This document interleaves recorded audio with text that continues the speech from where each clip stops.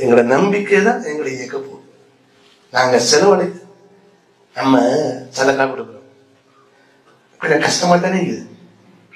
ஏன்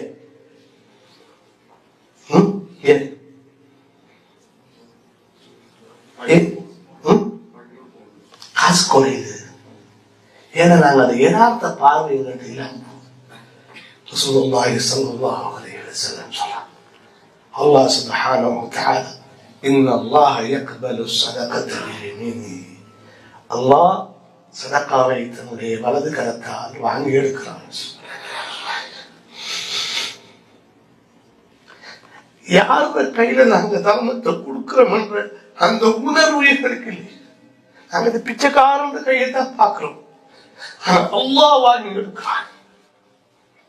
தர்மத்தை அல்லாஹ் வாங்கி எடுப்பதாக ரசூலுல்லாஹி ஸல்லல்லாஹு அலைஹி வஸல்லம் அல்லாஹ் வாங்கி எடுக்கிறாங்க உணர்ச்சி எங்களிடத்துல வந்துருமெண்டா நாங்க இந்த சில்லறைகளுக்கு அடமாட்டோம்.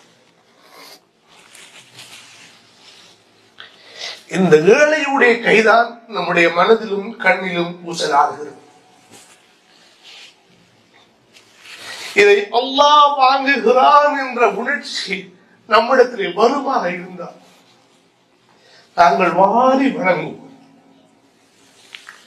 உடுப்புக்கோ, வீட்டுக்கு, வாகனத்திற்கு, ஆஃப்டர் இந்த போனுக்கு செலவழிக்கிற காசுகளை எல்லாம் நம்ம கணக்கு பார்க்கணும். தர்மம் என்று வந்து விடும்போது மனது அப்படி கை இறுகிப்படுது, பார்வையிலே பழுது. இது எங்கே போகிறது என்ற உணர்ச்சி நம்ம கிட்ட இல்லை. அதனால நம்முடைய நம்பிக்கை நம்மை இயங்க மறுக்கிறது. நம்ம கொடுக்கிறது அல்லாஹ்விடத்துல போகுதோ